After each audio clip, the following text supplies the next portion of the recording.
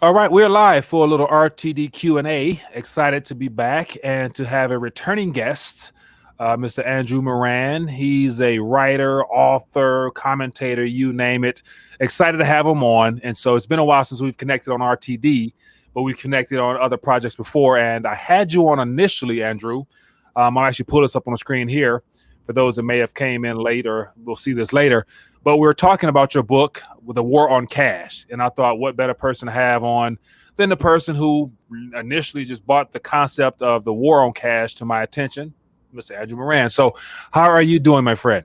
I must say, I looked younger back then. That was, I think, 5 years ago. Well, I look a lot better. Yeah, we were all a lot younger back then. But, that was well received, and excited to have you back on here to talk further about this situation, because I don't think I did myself. I'm not sure if you did, but did you consider coinage and coins that, like, the shortages we're being told here in the US as being probably the catalyst into the cashless world solely? So I'm curious to get your thoughts on that, and then a lot of other subject matters as well. So for those watching, welcome to the live stream. Feel free to ask questions in the chat, and I'll definitely throw them out there to our guest. And so we're going to just talk back and forth. We've got a lot of subject matter to cover. So he's up in Canada, and so I'm curious to find out what's like on the ground there in Canada. So, okay, so here in the U.S., everywhere you go, every store, literally every store across the country now has, sorry, coin shortage. Please use your debit cards, no cash. Some says no cash, some says use your credit cards. What are your thoughts on that? And did you foresee the war on cash starting with coins or lack thereof, or if that's what we're being sold? What are your thoughts on that? Well, I won't profess to have that kind of forecasting knowledge, but if you look at the Federal Reserve data when it comes to coins in circulation, it's actually been on a declining trend over a long period of time. I think last time I saw, when I was doing research for an article, it was coins in circulation in the United States is at a 9-year low. So I don't know if it's market forces pushing it or the government doing. I tend to think that it's probably more market oriented when it comes to using less coins over a period of time, because everyone's using the mobile payments and credit cards and other pieces of plastic. We tend to give the government a lot of benefit of the doubt, but government is an incompetent institution. There are fewer consumers. One of the reasons for this whole coin shortage is that there are fewer consumers buying stuff. So when there are fewer consumers buying stuff, you're going to have, of course, less coinage in circulation. But it's not to say that government isn't taking advantage of the situation. Government always does that. We've seen this whole COVID-19 fiasco. The government, I don't think the government planned this, a year in advance, came up with some coronavirus, took some bats from China and then dropped them off somewhere. I don't think that was the case. I just think the government's not letting a crisis go to waste, as I think it was Rahm Emanuel who said that. So I think it's important to look at the bigger picture, and that this is just one of the trends that are leading to whole cashless society. I think one of the first things Sweden did was when they transitioned to a cashless society a decade ago, is that they reduced the number of coins. Up here in Canada, I'm not sure what the official numbers are here in Canada, but we got rid of the penny, and now everything is going up or going down when you go to a transaction. So, for instance, if something is $2.94, they round up to $2.95. So now you have nickels, dimes, quarters. But there's also a push, just like it was a decade ago, to get rid of the nickel. So they want to have just a dime. And then I read even some other central banker wrote a paper saying, oh, we should just have quarters and loonies and toonies. And then, then with inflation, they say a quarter, what's a quarter? Then they have a loonie, and there's going to be a toonie, and then nothing. Yeah. But for people who don't know, a loony is $1 and a toonie is $2. Just okay, loony and a toonie. Okay, so I'm literally 20 minutes from the bridge and the tunnel, and it's been a while since I've been to Canada, but never really got into the loonies and toonies. But as far as a roundup aspect, I wasn't aware of that. So automatically on checkout, the machines populate up, or just the cashier, they know to go to a more even number to where they, or what, is that done automatically when you check out and things? When it was first started, everyone had to be reminded. I guess people forgot their arithmetic in elementary school that 294, 4 goes to 5 and all and so forth. So I think people had to remind them, but now it's just automatic, where if you pay in cash, automatic, you just know what goes up or goes down.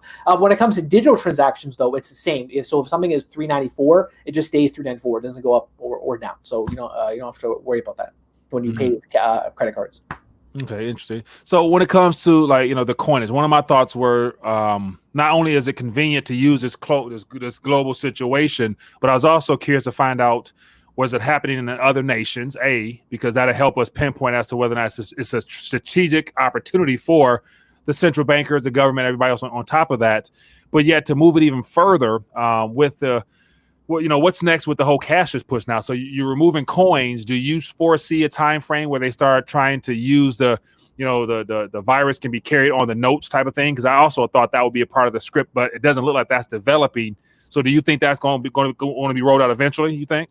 Well, I'm not sure if it's happening in the U.S., but it's happened in China. At the start of the pandemic, the Chinese government was so concerned about coronavirus spreading through the yuan that they either destroyed the yuan or they ordered the banks to disinfect it with I can't remember if it was sunlight or some other disinfectant they used to use a yuan. And then any deposit, I think it was in quarantine for about 2 to 3 weeks. So not only people under quarantine, also had cash under quarantine. So and then I think I'm not sure if it's a Federal Reserve or some other government institution where they say, use less cash and use more pieces of plastic because of the whole, getting infected with the coronavirus. So, you do have these warnings about, having an outbreak spread onto cash, but there hasn't been a whole push toward it. You do see a lot of businesses, though, at least up here, where they say, we'll accept cash, but would you please use your credit card or your debit card so there's fewer people touching the cash, and the cashiers won't be a danger and you won't be at risk. So that's another market-oriented push toward what life would be without coins or cash. Excuse me. Yeah. So also, one more thing too, I should add, with copper, scientists found that copper is actually a good way to protect yourself from the coronavirus. They're actually developing copper masks. So if you're paying with copper, you won't have to worry too much about spreading through the coronavirus. That's just the more you know, part of our live stream here. Yeah, copper. Okay, so that's different, man. So here's the thing. One thing I noticed about providing the lack of options being provided by the mainstream narrative is solely the push for being patient and locking yourself down, staying safe, and waiting on a vaccine. And of course, I have my own personal views on that, to where I believe that's a greater agenda for something that is going to be very detrimental to our health in the long run, and not only our privacy and everything incorporated in that. So that's in the making. But in the meantime, any type of solutions, I haven't heard anything from Dr. Fauci or any other experts on practical things you can do, such as more exercise, just improving your immune system naturally, or any type of therapeutics, natural or holistic approach. So that's clearly not surprising, but I assume it's the same way in Canada. You guys are told to sit still and just wait patiently on treatment or vaccines, right? Yeah, it went from flattening the curve, so you don't have this huge influx of people at the ICUs, and now the doomers all say, well, we should just humble into our basements and wait till a vaccine's developed. That's impractical. We see the mortality. I mean, I can understand people's fear at the beginning of the whole pandemic. There was a lot of uncertainty. You have the media blowing this whole thing out of proportion. So a lot of people are frightened. When there's uncertainty in an environment, of course, people are going to push to the experts. They're going to defer to the leaders and say, okay, fine, you decide what's best, and we'll just follow it. But now, as months go by and you're learning more of this coronavirus, you see the mortality rate. It's a fraction of what all the experts had estimated. So I think one of the coronavirus briefings in the United States, they said there was going to be 3 million people dead from the coronavirus. You have about 125,000 people dead. When you divide that by the population, that's a 0.04% mortality rate. That's nothing. I mean, I hate to say that it's like the flu, because I think those are two different things. But the flu has a higher mortality rate. But we're not shutting everything down because of the flu. And when it comes to practical things you can do, if you look at the orange juice futures market, it's actually at a multi-year high, because a lot of people are buying orange juice, because I think they didn't know at the time, but from additional research has found that an orange juice can boost your immunity and protect you somewhat from these types of foreign invaders into your body. I don't know if that's true or not, because I'm not a scientist, but I find it interesting that people shunned orange juice for so long, but now all of a sudden everyone just they're bullish on orange juice. Everyone's going to the grocery store, and there's a I don't think the supply is meeting the demand because they had that issue in Florida and everyone's importing from Brazil. But then you have the issue with the whole border restrictions and, trade is disrupted. So I think that's interesting. And the mask, I know a lot of people on the right don't like the idea of wearing a mask because they don't want to be told what to do. But I like Brian Kemp. He's the governor of Georgia. And he said that he supports wearing a mask, but the government shouldn't force you to wear it. So I think two things can be true at the same time. You can wear the mask, but the government shouldn't force you to wear one. So that's my take on the whole coronavirus fiasco pandemic. Yeah. So as a result of that, we have experts that have given these statistics that have shown not to be true, but yet we're not in a position to call them out on the carpet and call them for their BS because they're the experts. So right now we're told to trust the experts and sit around and be patient. And I'm sorry, I can't really find the ability to sit still and wait for somebody to determine my future. So that's why I'm feeling more led to speak up and speak out against these things, just because if I don't, who else will, type of thing. So. My colleague Joe Schaefer, he's written about this extensively in recent weeks about how the experts have got it wrong so many times, but yet we're still supposed to believe everything they say. And one other thing too is that these experts are getting paid; they're still making money. People who are forced to stay at home, these business owners aren't getting anything; they're still shut down. I interviewed this guy recently. He owns a pub in West Lebanon, Indiana. That's the middle of nowhere in Indiana.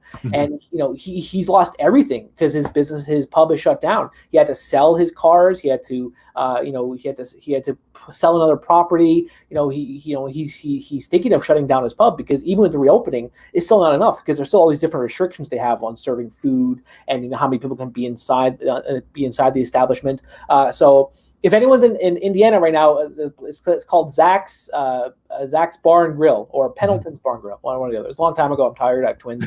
You can read an article about it. I talk about the death of small business in Liberty Nation. So you can do a quick Google search or a DuckDuckGo search.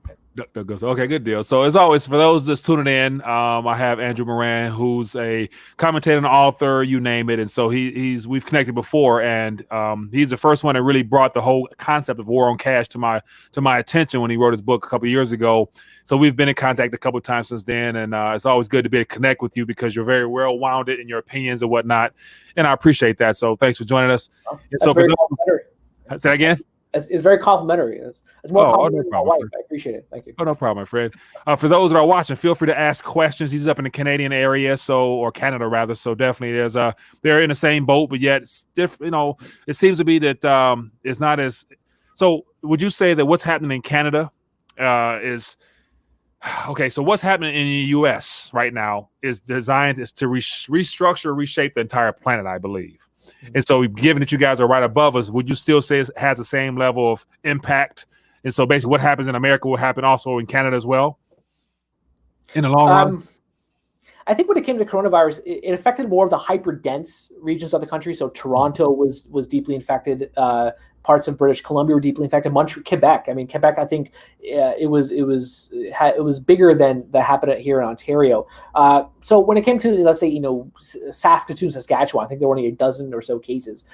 So coronavirus didn't have much of an impact, but everyone was still fearful that it could have be widespread in this country. You still have a growing number of cases here in Ontario because now the numbers are starting to affect young people. So we had 200 cases yesterday or the day before in Ontario, and a growing number of them are people under I think 30 or 40 years of age. When it comes to the government budget or the government finances, that's another issue too that's comparable to the United States. Justin Trudeau and Bill Morneau, he's the finance minister, they released their budget forecast for the upcoming year, and it's $400 billion. And what I found funny is that during the whole bullish times, when we had the expansion phase of the global economy and also, the Canadian economy, they didn't save for a rainy day. They just kept spending and spending, and they ran into a budget deficit, and they spent more than they promised they would. And when Justin Trudeau first ran for prime minister, he said there was going to be a $10 billion deficit, maybe 30 at most. But now he's running $30 billion. Before this crisis, he was running $30 billion annual deficits. Now it's going to be $400 billion, and it's going to add to the national debt, which is now over $1 trillion. So the only way that the government can survive this is the Bank of Canada. The Bank of Canada has already intervened. They're buying up Canadian government bonds. They're buying up provincial bonds. They're buying up corporate bonds. So that's another thing that's comparable to the United States, is that the Bank of Canada took the Fed's idea of saying, yeah, let's start buying corporate bonds and save the corporations during this pandemic. But I shouldn't say copying the Federal Reserve, because other central banks have done this too. The Bank of Japan has done this for years now. They're one of the biggest shareholders in the Japanese stock market. The People's Bank of China, they haven't officially, I wouldn't say officially, say we're buying corporate bonds, but everything is quasi-communist, so everything is related to the government. Even the supposed private companies, they still have a direct connection to Chinese government. I've written a lot, even before the whole public health crisis, about how the Chinese economy was built on a Ponzi scheme economy, where everything was built on debt on debt on debt. So. And then the other issue is with, I'm not sure if we're going to touch upon this later, but the other issue is using the whole coronavirus pandemic for a digital currency system. Now, prior to the pandemic in March, when it hit the United States, the Fed was already discussing about researching what it would be like to have a digital currency. So they were in the beginning phases of adopting such a system. And then now all these central banks, they want to accelerate the central bank, digital currency adoption. The PBOC, they're months away from instituting or rolling out a central bank. A central bank digital currency. And the Bank of Canada, the new governor Tiff Macklem, he seems bullish on the idea of a Canadian dollar digital currency. So now it's just left up to the Fed if it wants to roll out such a currency system. And this is something I warned about even in my book back. God, what was it? 6 years ago, I wrote that book. I talked about how it would be dangerous for governments to institute a digital currency system. Now, I won't profess to be, a complete expert on the whole cryptocurrency concept, but I saw the writing on the wall when Bitcoin became more prevalent and, became more ubiquitous in society, of how government would eventually see this model and use it to their advantage. Because if you remember at the onset of Bitcoin, all these central banks, every single one was coming out saying, "Oh, digital Bitcoin is dangerous. It's going to be used by the mafia. It's going to be used by the terrorists." And you roll your eyes at those warnings from the central banks and these politicians. But then the light probably flickers in their heads and say, "Oh, wait a minute! I can use this to control the population. I can use it to track them. I can use it to see, if I can use it against them. I can threaten them and punish them if they don't wear a mask, because now I know that they have a digital currency, so I can track them and contract tracing." So if it's digital, no matter how much the Bitcoiners profess that it's anonymous, if it's digital, the government has the resources to track you and see what you're doing with this digital currency. Sorry, my cat is acting up here. Yeah, it's okay. So my original thought was that it was introduced, just the whole idea of a decentralized, and everything was sold to us to get us to open up the doorway to excite the public for the introduction of what would be one day considered a centralized central bank currencies or whatever they might be issued as. So I believe it was a part of this initial setup anyway. So I think it was all like as I say, like dangling a carrot in front of the public and getting them excited, because a lot of people, even the whole concept of cryptocurrency in regards to Bitcoin has changed over the last couple of years from let's disrupt the bankers till now we're waiting on the bankers to get in so that we can, Bitcoin to the moon type of thing. And so when I saw that stuff starting to become prevalent, I'm like, okay, we're in trouble now. So it looks like it's playing into somebody's hands and it's not the people's hands. So that's my original thoughts on that. I'm sorry. Who do you mean dangling the carrot? Who dangled that carrot? So whoever the entity, the Satoshi Nakamoto individual who solved the Byzantine algorithm problem, whatever, there was an issue, and then introduced the very concept of a centrally or decentralized control, decentralized ledger that's publicly available, and all the trustless and all the benefits that's been touted behind the technology. Whoever was the creator of that and introduced it, and all the forks from that point to all the new projects and coins out there now, are the people who have originally dangled the carrot of, if you get involved, you'll be able to make money. So when we had the last run up of people chasing Lambos and all that stuff like that, was a carrot in a sense of what got people excited about, I don't want to miss this next run. So let me get involved now. And so now I think a lot of the communities have been hijacked with people only in it for profit at the very expense of losing everything else, because I don't see like Bitcoin and stable coins being as readily available and as popular to use in this next, system is going to be rolled out, to where it will pose a problem with them rolling out their projects. Therefore, they're going to make some harsh decisions, and then we'll see what happens when we get to that point. But just my initial thoughts on that. Mm-hmm. Yeah, I can't dispute the analysis. Although I just don't think that there was some grand conspiracy with the globalists who helped contribute to Bitcoin's rise. I just think that, again, it's an issue where the government took advantage of a system to their own benefit, and their whole idea is controlling the public and monitoring them and saying that they're tracking them for their own good because they want to protect you from the evildoers and hiding in caves in Afghanistan.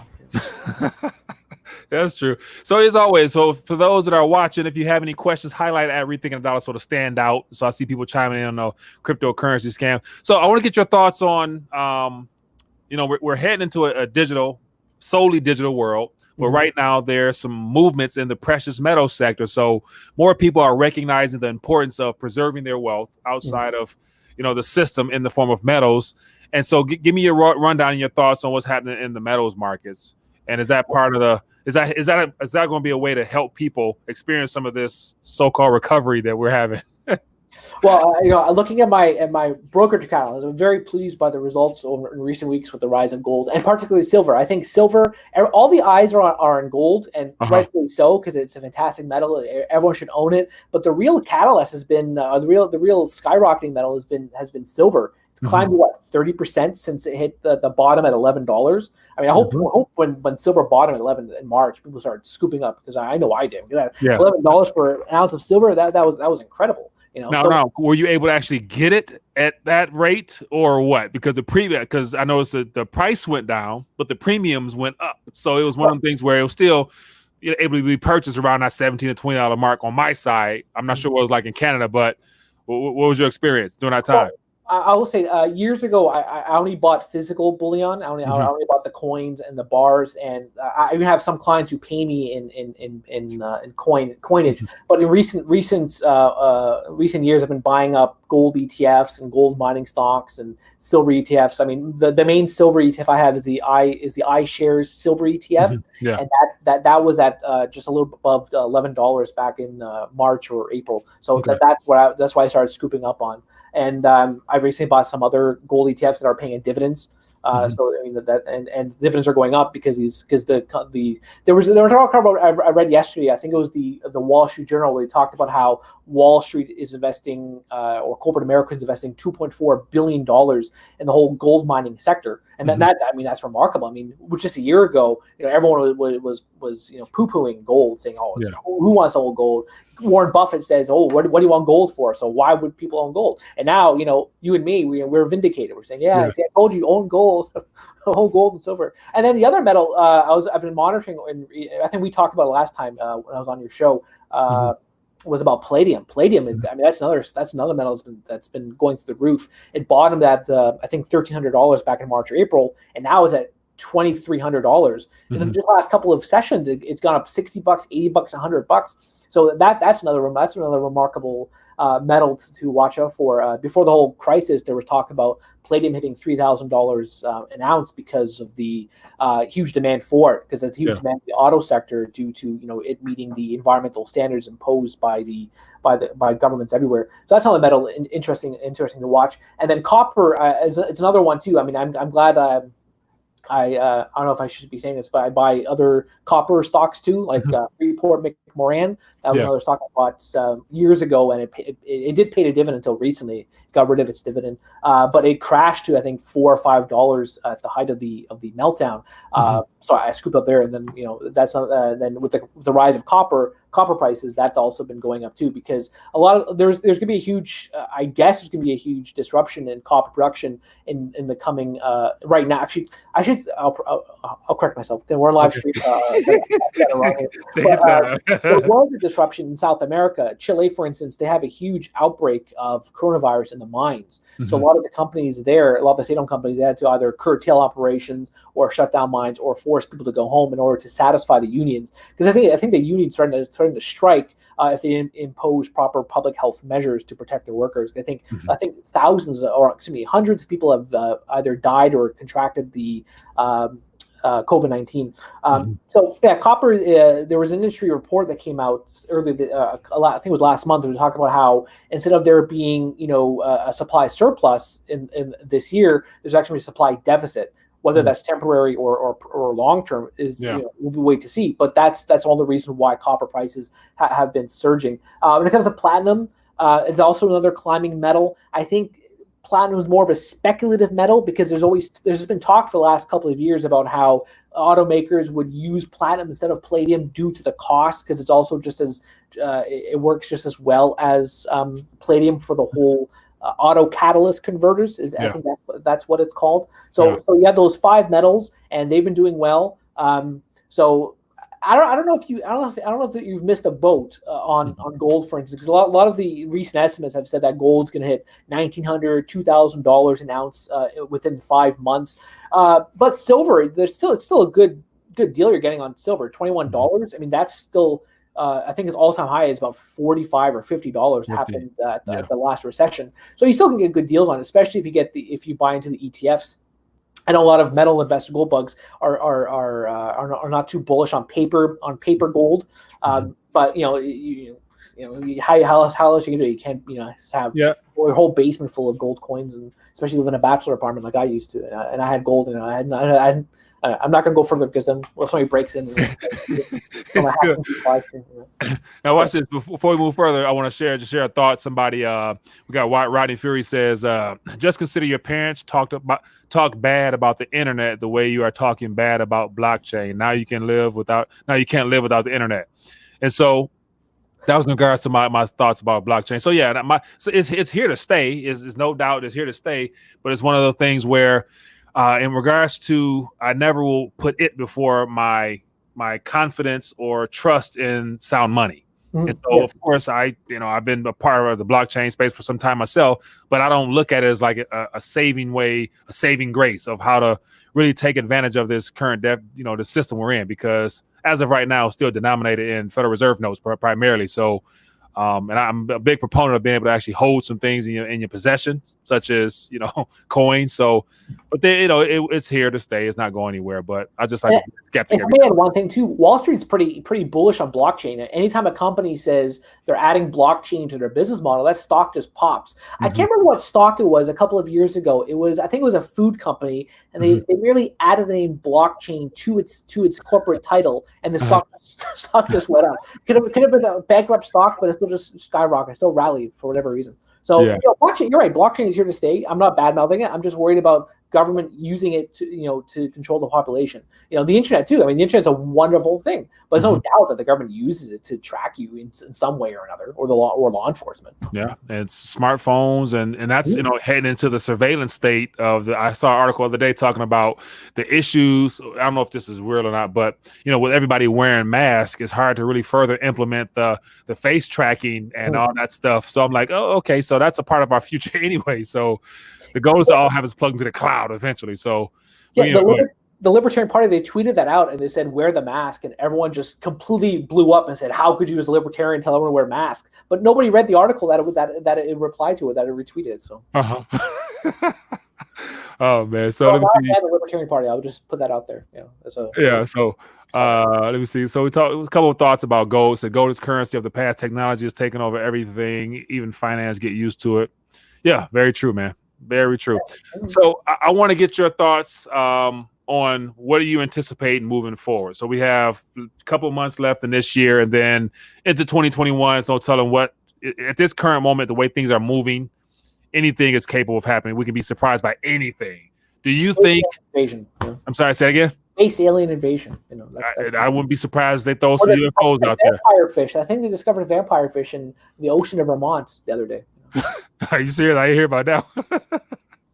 So watch this. So we have the presidential election here, and you're being a Canadian citizen, looking down and watching. Do you think, from your perspective, is the decision or lack thereof or whatever is being presented to us as options will be a defining moment for our country, and nevertheless impact the global economy and our status as a reserves currency? And does the fate of America depend upon this election if we get to that point, in your opinion?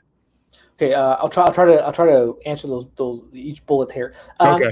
To the future of the election, everyone always says every single election they always say, "Oh, the future of this country depends on this election. This is the most historic election in U.S. history." But I don't know. I mean, Joe Biden has said before that if he were elected, nothing substantial would change. And it's easy to believe that because he has no idea what he's doing. He doesn't know where he is. You know, he can't even read from his notes. I remember watching a clip. He was reading his notes saying, "Well." I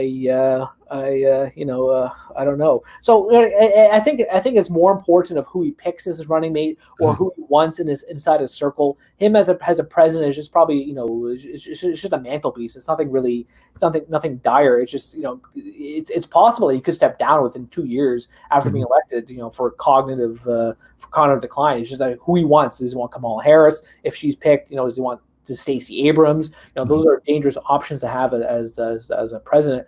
And when it comes to coronavirus and its effect on the economy, I think everyone agrees that it depends on a second wave. I mean, U.S. has even done its first wave, but if it's done its first wave and there's a second one, and the government resorts to lockdowns, then you have more of a W-shaped recovery. I read this article on CNBC talking about how all these scientists are saying, why don't you have a situation whereby you close down the country for 30 days, have it open for 60 days, and shut it down again. And then Dr. Fauci was talking about how some states that have a skyrocketing number of cases, they should consider locking down again. So what you could have a W-shaped recovery where you have this recovery and then it crashes again, and then there's recovery and then it crashes down again.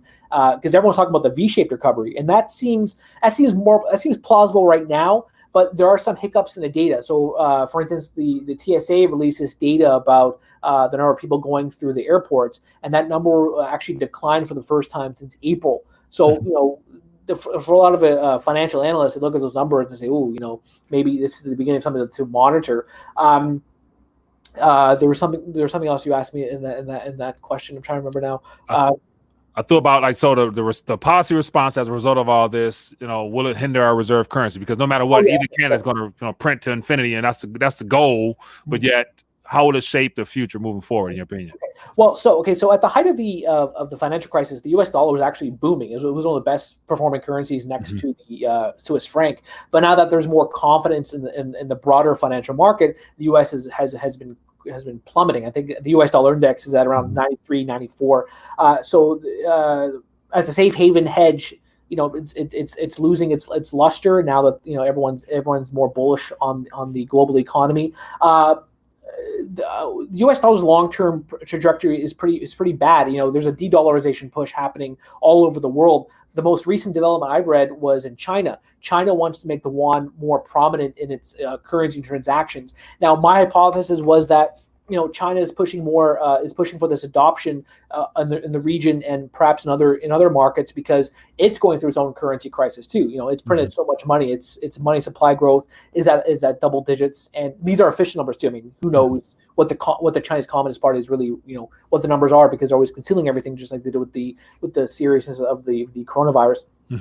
But the yuan, they want to make it more prevalent. So right now, what they have too is that they have the Belt and Road Initiative. Now, the Belt and Road Initiative, it's I think 37 countries are part of it, where China wants to increase more commerce, and they want to have a greater infrastructure connecting all these countries that lead back to China. But as part of it, they want the yuan to be used more in these markets. So, for instance, Zimbabwe wouldn't surprise me. That's also part of the Belt and Road Initiative. Their currency is already crashing after just 2 years of reintroducing it, but they could resort back to the yuan because they're so indebted to China.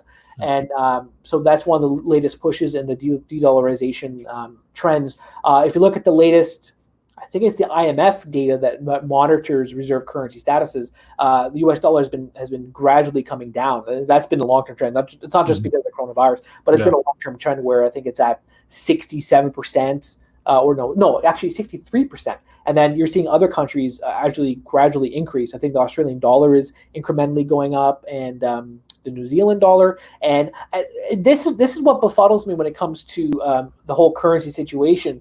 A lot of people are talking about the euro being the next main reserve international currency. But why? Why the euro? The euro was going through also before the crisis. The European economy was so anemic. There was not. It was just going like this the whole time. What's his name? Mario Draghi, the former ECB president, he was talking about how you have to just print your money.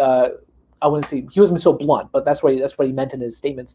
Talking about you just have to print your money until you achieve this level of prosperity. Now, there's been so much inflation going on, actual traditional inflation, which means the increase in the money supply going on in Europe. And now his successor, Christine Lagarde, she wants to also amplify this quantitative easing pushes by the ECB. But with her, though, she has a different approach where he just wanted to talk about printing money and giving it to the banks or companies or whatever the case, but she wants to print money and then give it to these social justice causes of the environment, and she wants to give it to things that are deemed worthy to help the Europe economy reach the next status.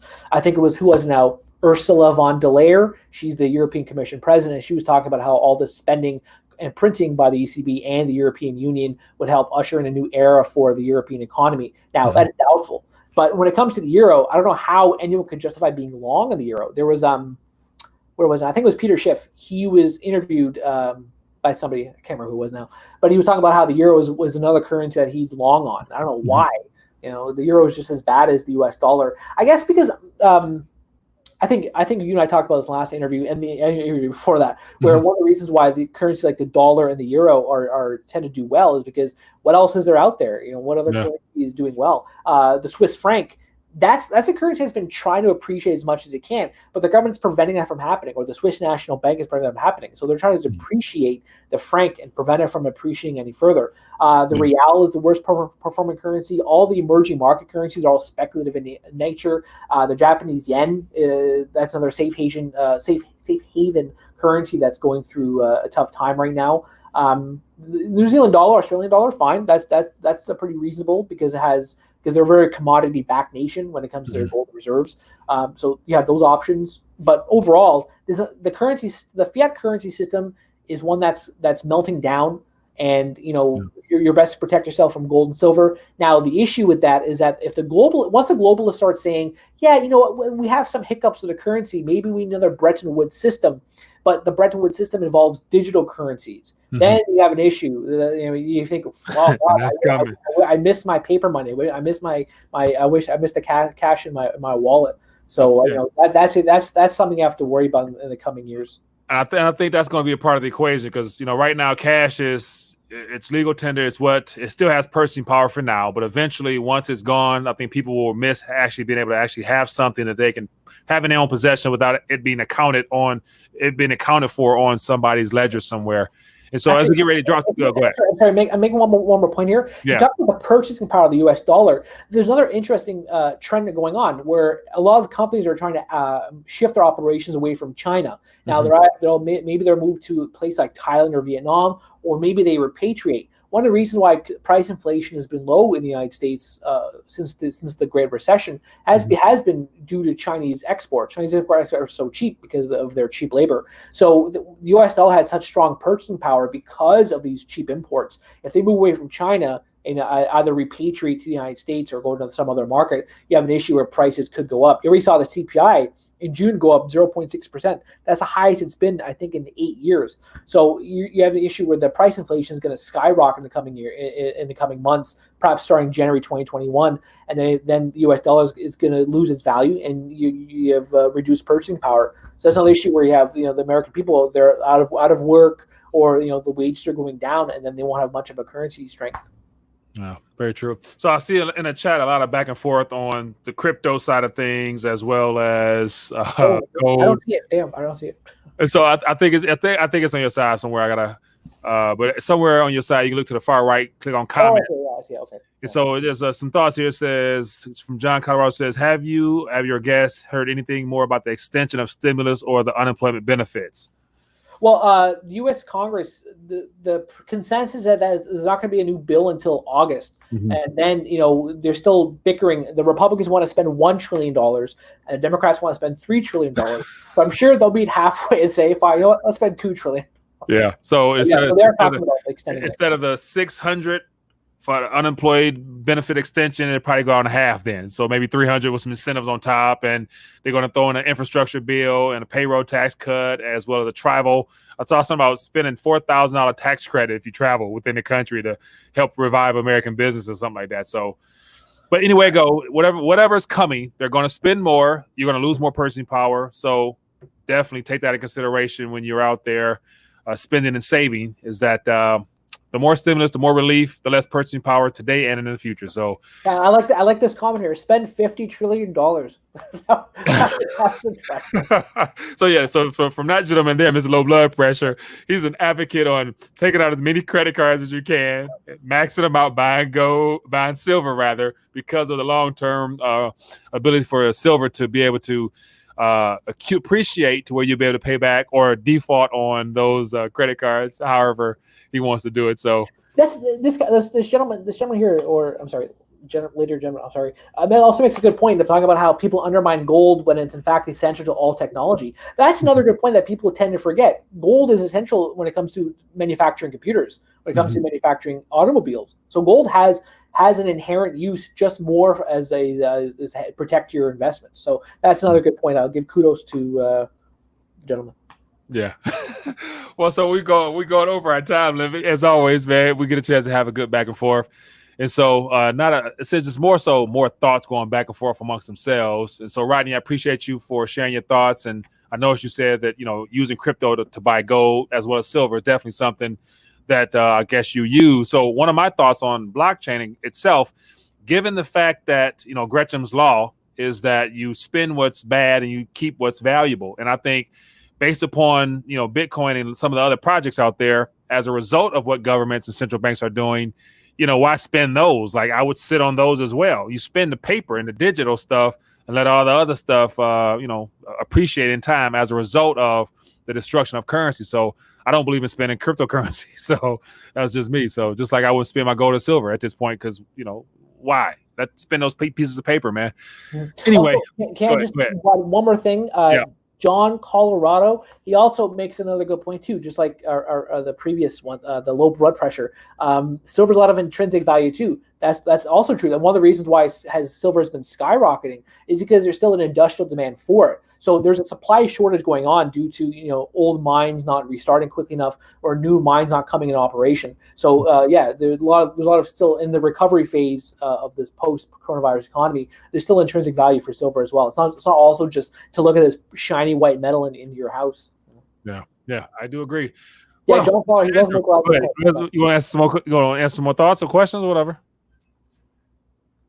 So you ready to dial back? Because if not, they'll keep us on forever, man.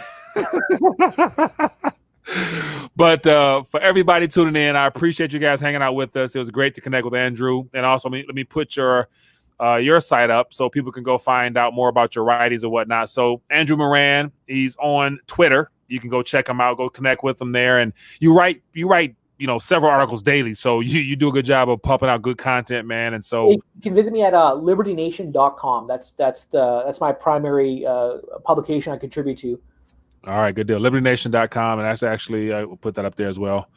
And so I'll put that in the chat, in the description rather. But Andrew, man, once again, great to connect with you. I appreciate you taking time this afternoon and definitely looking forward to doing it again. And it's always good to connect with you, my man. Any last thoughts you want to leave us with before we dial back? John, Colorado, go back to work and hope you stay awake. I can't think of anything more clever than that. I'm sorry. I can't. Sounds good. Well, everybody's been great hanging out this afternoon. Definitely we can continue this conversation further tonight on the live stream. Looking forward to getting your thoughts as well as discussing what's happening in the news today. And we'll go from there. But other than that, be blessed, be safe. See you guys later. Peace. Oh, sorry. White supremacy.